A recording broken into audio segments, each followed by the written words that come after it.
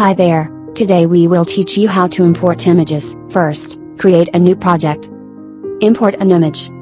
Choose the file. Select the target area. Drag the ruler and input the accurate values.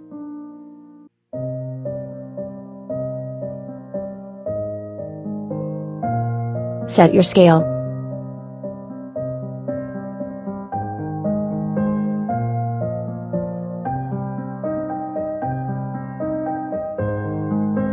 Now, we get a floor plan.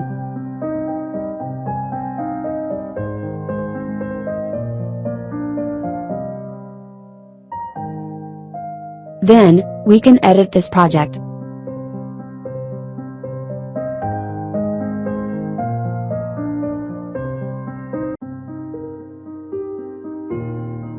Add doors and windows.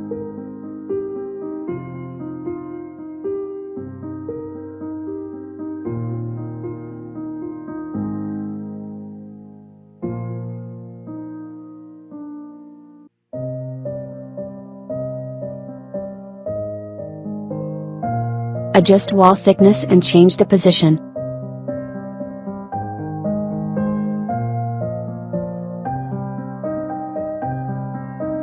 That's all for today. See you next time.